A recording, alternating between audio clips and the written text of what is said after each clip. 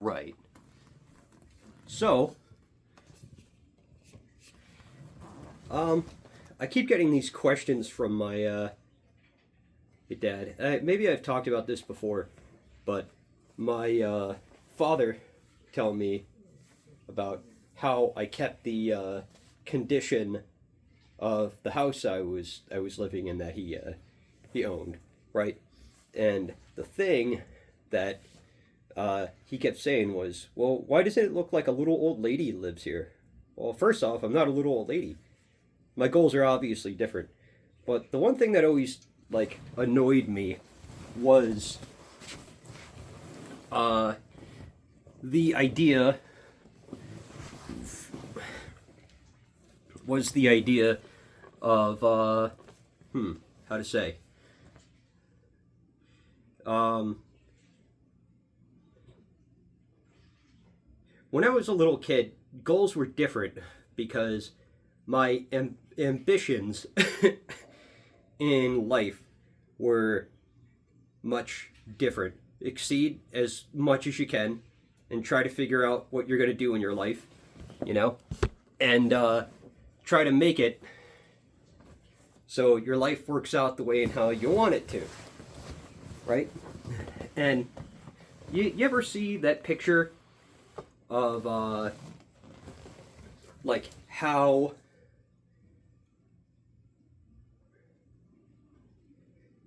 Red Foreman from the '70s show, and the table is off by, you know, a tiny little bit, so the table wobbles, right? And then after this, you he goes through. You see, it cuts to his neighbor in the next scene, and the guy just says, "Oh, just throw a matchbox under it, you're fine." And he goes about, and he's a very like liberal hippie dude with this big fro, and he's a big fat guy, right? And they're kind of making fun of the conservative mindset here, right? In this plan that they're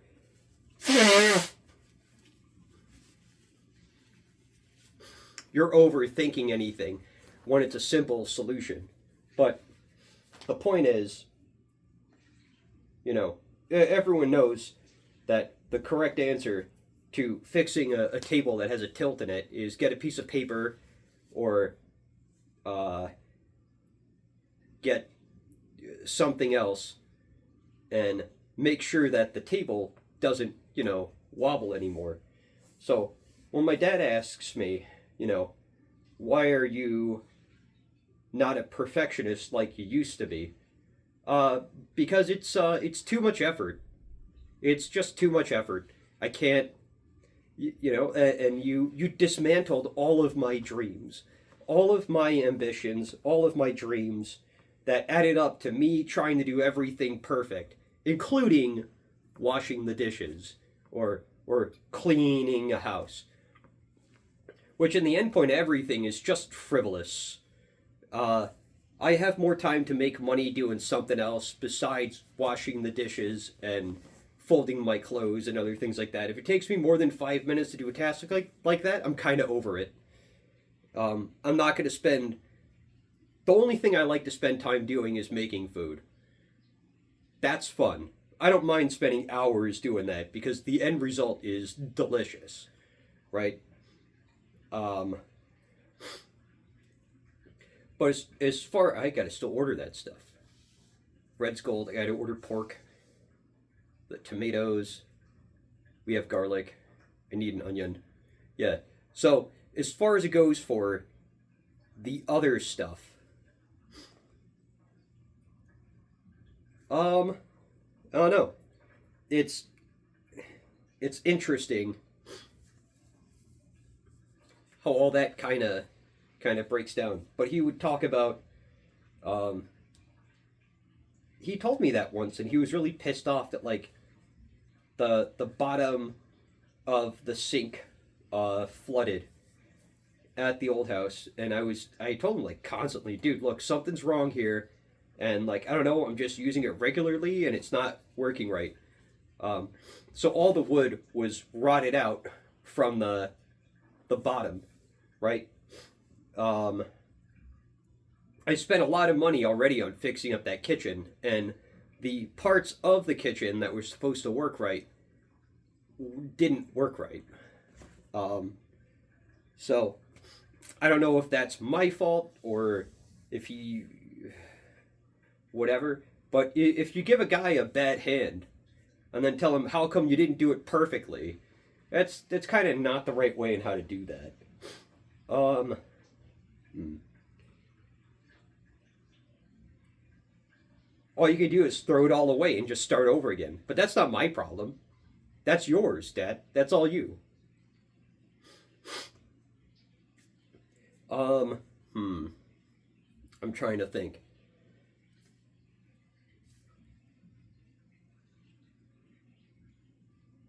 So the idea is that I don't know. That just irritated me. That he says, "How come you're not a perfectionist like you used to be?" And guy just completely wiped all of my dreams right off the table before we even got started. And he always tells me things like, um, "How come you try something and then you put it down almost immediately?" Well, I don't try and put it down and put it down almost immediately. Um, you know, it's just that I don't have anyone else to rely on to help me.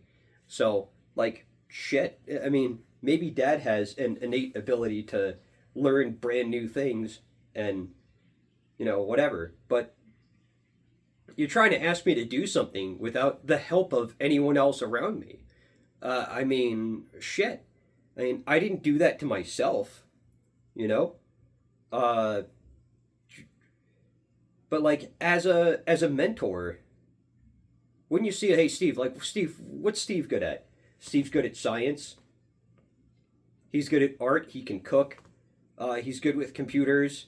He's good at video games. He can paint. He can draw. Let's get him somewhere where like everything is geared towards that. Where do we need to mentor this guy to turn him into a king in his own domain? Um, nah, none of that. None of it at all. I didn't get anywhere near that whatsoever in my life. I got no mentorship. A lot of isolation, a lot of uh, that kind of stuff. Very emotionally drained, sad. The whole time I was growing up, my dad would ask me, "Oh man, it was such an event when we went to the movie theaters. How come you guys were never like jumping out of your shoes? Is it because we're entitled and you need to take us to the movies every week, or did you make us so emotionally depressed, Dad, that you know we just did not have an ounce of emotions to show you because you just made us all constantly sad?" I think it would be more along those lines.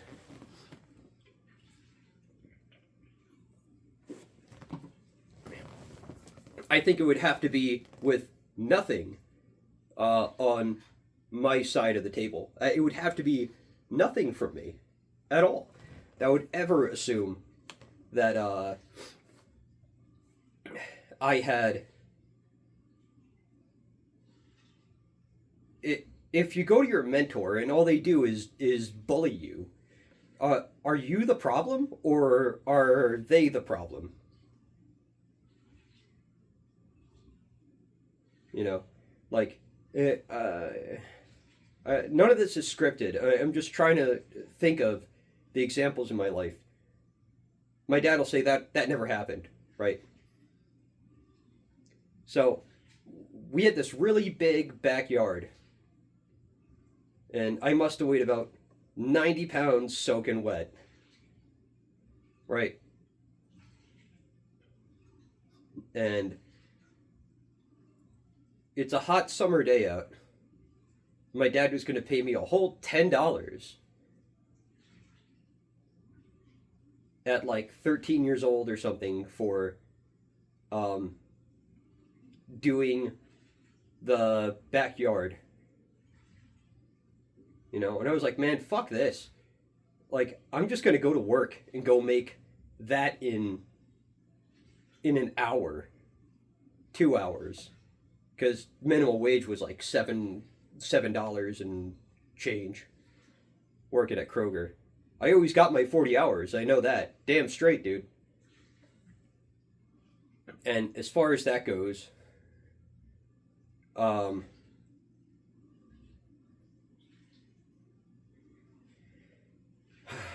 guy would never buy a new lawnmower. The blades were shot to shit, and it had this wonky system on it for a lawnmower for a kid that weighs nothing, with string bean arms. You know,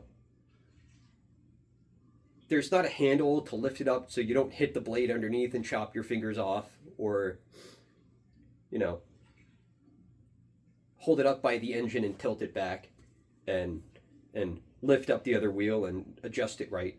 But if they designed them right, they would have been spring loaded, so that when you touch it, it can relieve the tension off the bottom of the wheel, and, you know, crank it up to the position you need it. So I'm running around trying to get this like acre of lawn in the backyard. It seemed like it at the time. Around the entire perimeter.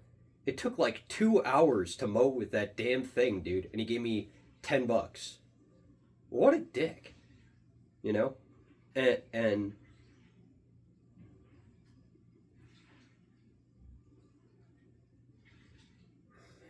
comes outside, and there's this one little strip of grass that's like, you know, like 9 feet long or something. And all I had to do, if he came back 10 minutes later, he would never have known. You know? So, this is, I think, part of where... So, if I tell Dad, hey, Dad, can we get a new mower? Because this mower, it kind of sucks. And he's like, it works fine. Okay. Right. But it's hard to adjust. The blades are all rusted out. And it doesn't work right, like, at all. These blades haven't been sharpened since the day you got it out of the box. So, you know, can you get us a new mower? You know, even if it is like $400-$500, I spent that on a mower. You know, so I'm not sure what he's thinking, but instead of addressing the problem, he's just blaming me. Why is he blaming me?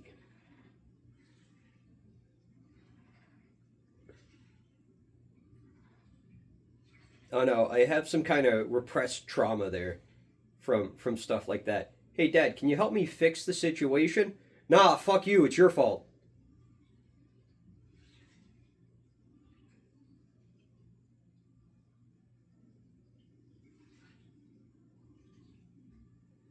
Okay, so what do I do to fix it? Ah, you idiot. One of the wheels slipped and it locked in the wrong position. Can't believe you couldn't figure that one out. Yeah, that was kind of like the gist of what he said. I don't remember. It was such a long time ago.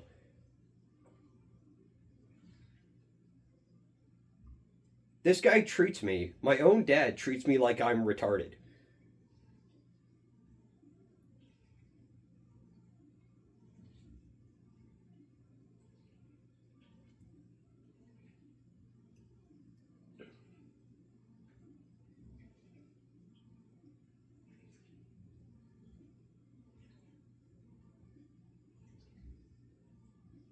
And he makes me believe it. Oh, come on, Steve. You have to know what your limitations are. It's the same thing as one of those guys saying, trust the science. Trust the science. Trust the science. No, the point is, You have to be able to break your boundaries and push through to the other side and make it so you know what you're doing, right? Like that's kind of how that works, right? You're supposed to make it so no matter what, you test yourself and you get a little bit better. And but right now I have so much fear and self-doubt in my head that I don't know what I'm actually capable of. So I'm trying to figure it out, but it's hard.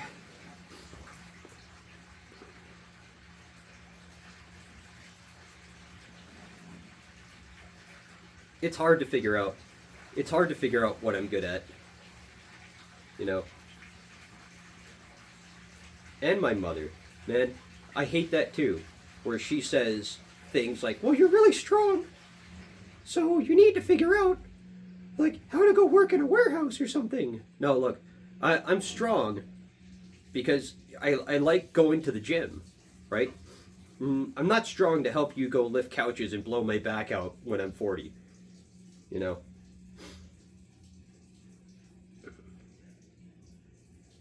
I refuse to be a male utility. Sorry, Mom, go save up $20,000 or $10,000 or use one of your 15 credit cards and go get a Tesla bot. Have them do it.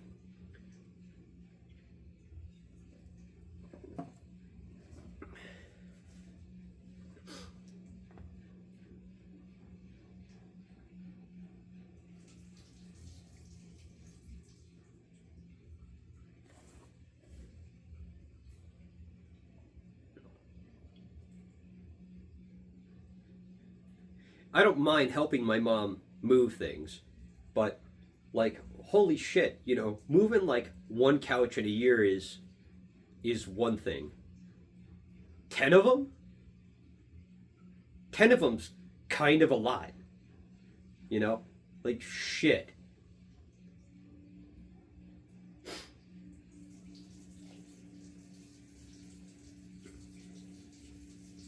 There's just something there that just sticks with me, and it doesn't sit right.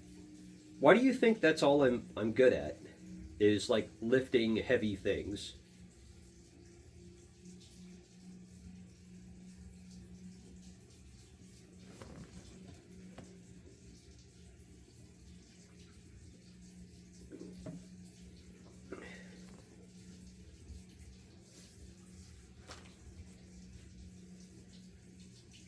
I don't know. I don't understand. I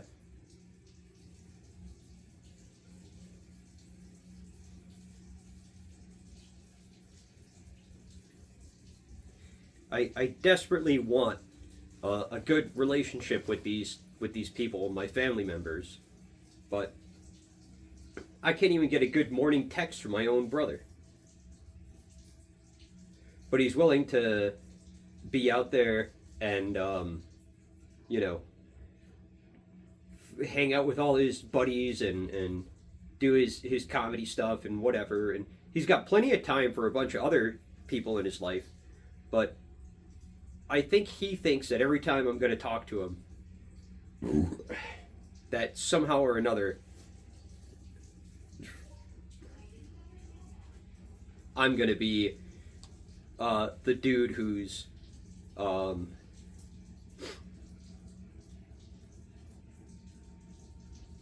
I'm going to be the dude who's always negative, or I've got some complaint, or this, that, and the other thing. So when I needed him the most, in order to make sure that I was okay, he would never pick up the phone and talk to me. So Brett's got some kind of thing in his head, because he told me like he's just burned out, but he goes out every weekend and parties with all these crazy people. So I mean, it makes it feel like I'm the problem, right?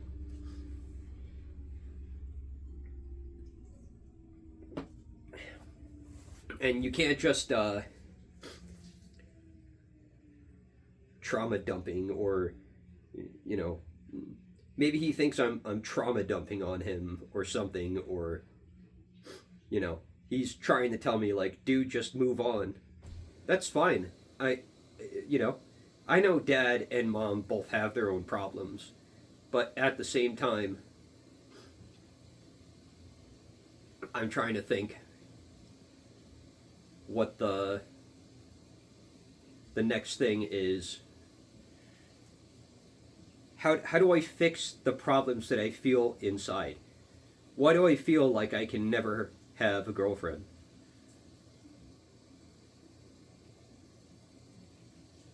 How come I feel like the only thing I'm supposed to be in life is a floor buffer guy? You know, um, how come I only have a few friends? You know, like, how come the friends that I do have legitimately make fun of me? You know, like, not in a joking fashion. I mean, like, I'm sitting down at Buffalo Wild Wings with my buddy Brian and Eric, and they're talking about me like I'm eating my food like a rat because we're eating chicken wings. Huh, that's weird. Weird thing to say.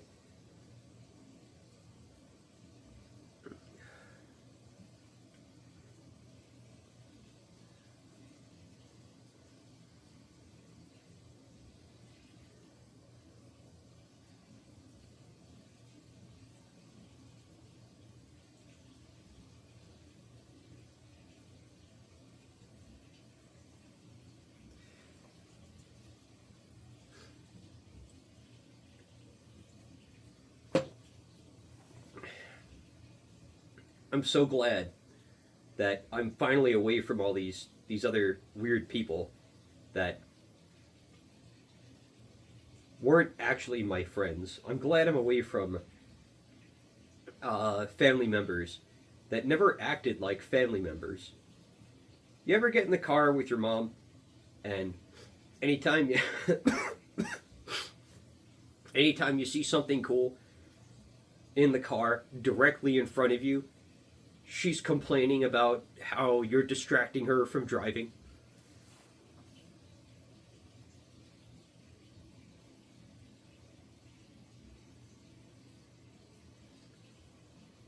Sorry, mom, I'm bored here. We've been in the car for half an hour. You know, like, do you want to talk about like the Cybertrucks? No, I don't want to talk about Cybertrucks. Why am I here? Why am I here? Like, just talk about anything. That's the point of the car ride, right? You know, like, it would be rude if I was on my phone with you doing this kind of stuff. And like, sorry, mom, but like, you know, like, the next 10 years of my life, God given, if everything works out right, you know, hopefully, yeah, knock on wood, right? Hopefully, if in the next 5 or 10 years, if I do everything right, I stay away from the booze, God willing, and everything else works out how I want it to, like, I might land a wife soon. You know? That would be great. I would love that so much. But I have a lot to learn in terms of those types of skills. I need friends. Um,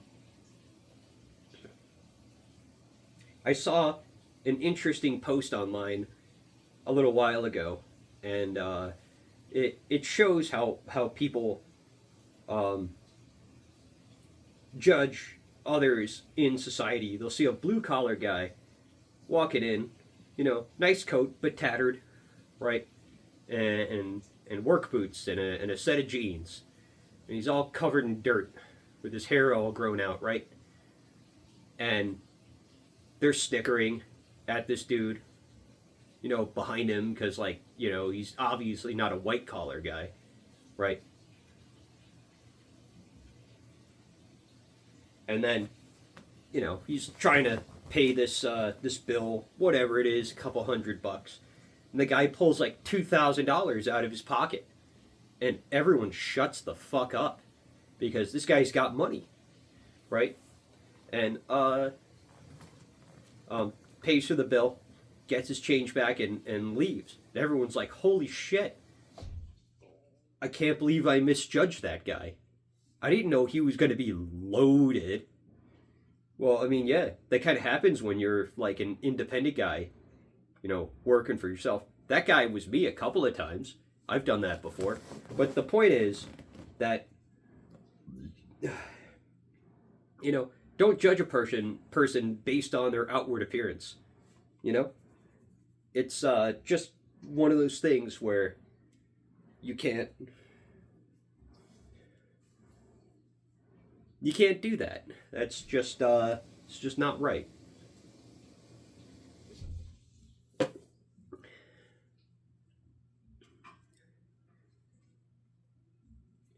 And the name of this particular character is this guy that seems like I would have a lot to learn from. This man. His name is Alan Miller, and I'm trying to get into CNC work, which is kind of more of a so-called blue collar thing, right? But it still has this other side of technology, and you have to use computers to make all this stuff work correctly. All right, so I mean, I worked at CNC shops for a little bit. I think I like the atmosphere. I like the people. I like only having like 4 coworkers at a tiny shop, and we all get to know each other and blast music all day. That's fucking great. I like getting out of work at 3 o'clock in the afternoon. Waking up at 5 or 6. I don't mind. But even then, I had problems.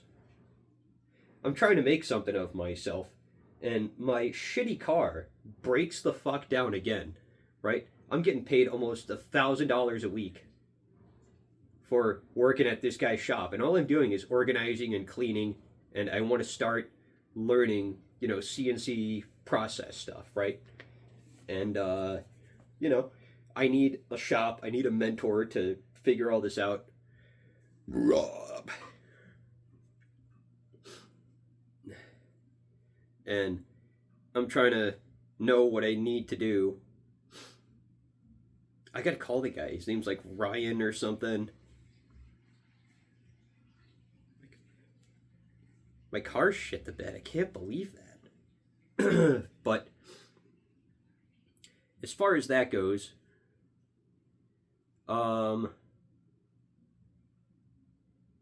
so I don't know.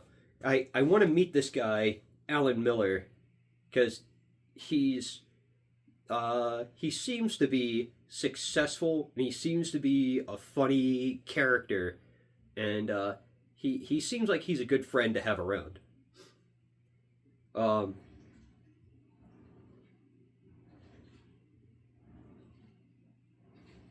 I don't know, but he seems to be one of these guys that he's very ambitious in the way of like forging his own path, right?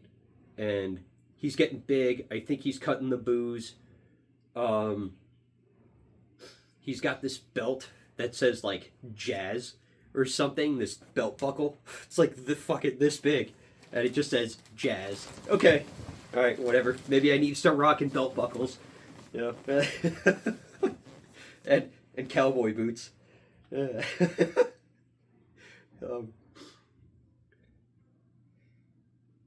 Yeah, and some cool pictures he's had buddies of his take. I think I know his cameraman.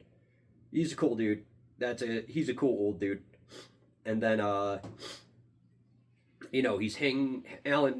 hanging out with all these like hot goth babes and rock and roll chicks. They're like, dude, I want to be this guy. This guy's awesome.